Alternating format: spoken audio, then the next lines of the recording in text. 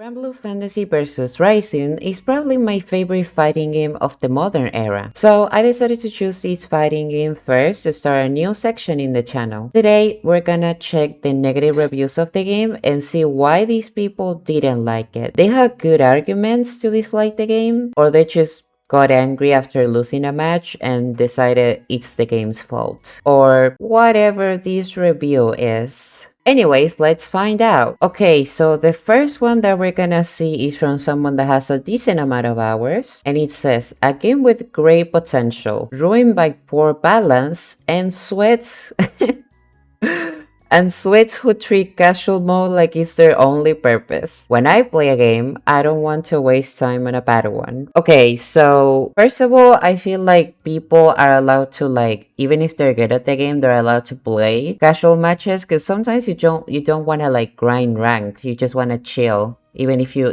good at the game, right? So that part is just silly. It's like, just get better, okay? You know? The part that is interesting here is that in their opinion, it's a game with great potential, but it's ruined by poor balance. And in my opinion, I played almost every single modern fighting game out there, and I feel like Granblue Fantasy Versus is that type of fighting game that feels like the game is pretty balanced and you can just play whatever and win. And the gap between, I don't know, a B tier and an S tier, it's not extremely crazy like in other fighting games. Also, another thing is that you barely see the top tiers in this game, to be honest. Okay, let's go to the next one. This person has also a decent amount of hours, so that's nice. This is one of my favorite fighting games ever, and I poured so many hours into it because I find it to be currently the most fun. But I wouldn't recommend it in its current state for people who want to get into it. Overall, one of the worst balancing ever seen in a fighting game in a long while. The mechanics have been untouched and unchanged despite multiple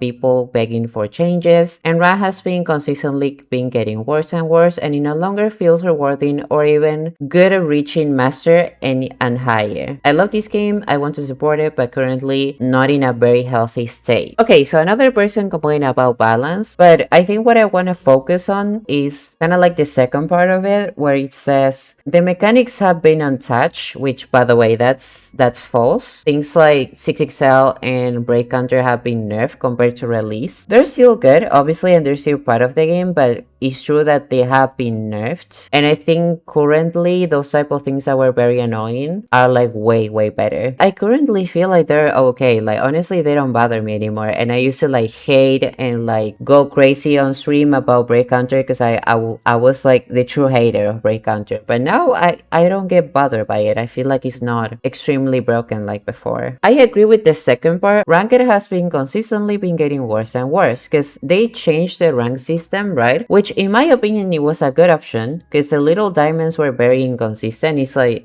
you were getting punished for losing just like 2 sets. So I like that they switched it to points like in all the other fucking fighting games. But at the same time, it's true that they made it in a way that also it feels very easy. Maybe if you change the way win streak works, it could feel more difficult. Okay, this one is very funny. Very few hours. Didn't even win a single match, and I'm not bad. I repeat, and I'm not bad because I'm gold in Street Fighter 6 and in Strive 2, so I hate this game. First of all, the fact that you're like, I didn't win a single match and then say I'm not bad is fucking hilarious. But also, the fact that they said the reason why I'm not bad is because I'm gold in Street Fighter 6 and Strive, and it's like those ranks are like extremely whatever. It's not like saying I'm master or something like that or vanquisher. It's like, yeah, gold is bad. Like, you're bad at the game if you're gold. Like, let's be honest. Like, in most fighting games, if you're gold, you're just bad at the game. You barely know a little bit, so you were out of silver. So it's like, this doesn't prove anything. Okay, let's check this one. So they played only 2 hours, by the way. Is this game worth the money? Haha, no. It is your typical fighter from Arxis. You know, kings of copy-paste. You don't need this if you have Guilty Gear, Blast Gear, Persona 4 Guilty Max. They think they're funny, by the way. Guilty Blood or Gear and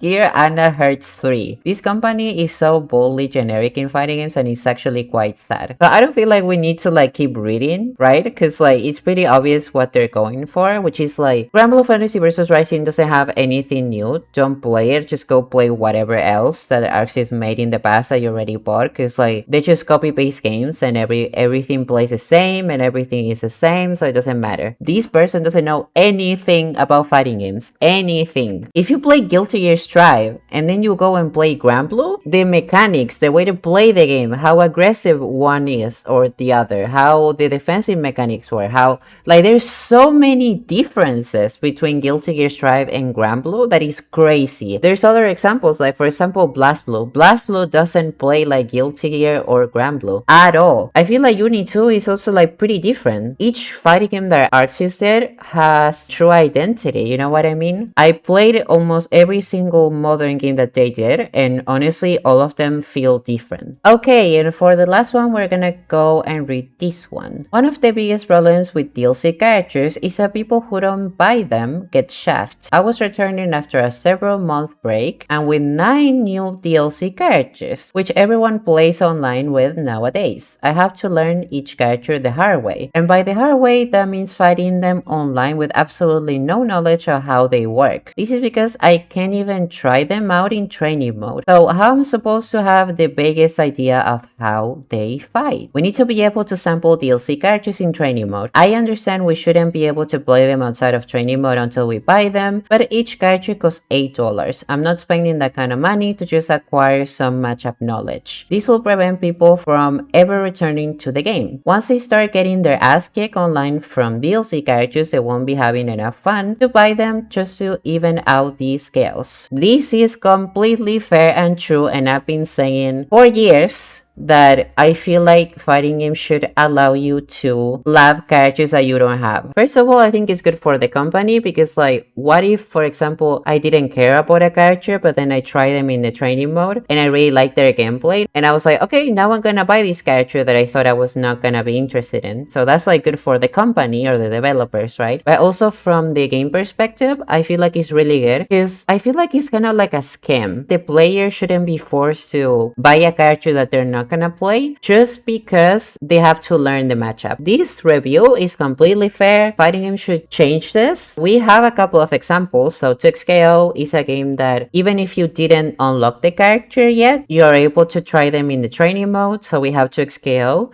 And also we have Invincible Versus. So Invincible Versus is also a fighting game where you can love the characters even if you don't have them. So I hope in the future for the new games that we have, this happens more and more often because I really think it's kind of like a scam. And that will be everything for today's video. Overall, I think there's a lot of negative reviews that have some sense of argument and they're completely valid, and other ones, not so much. I just wanted to clarify, by the way, that Granblue actually has way more positive reviews than negative reviews, but I think it's very interesting still to see the argument around why someone will leave a negative review to this game. So yeah, I hope you guys like this section. I'm probably gonna do more in the future with obviously different fighting games, and yeah, I will see you guys in the next time. Bye bye everyone. What is a man? A miserable little pile of secrets.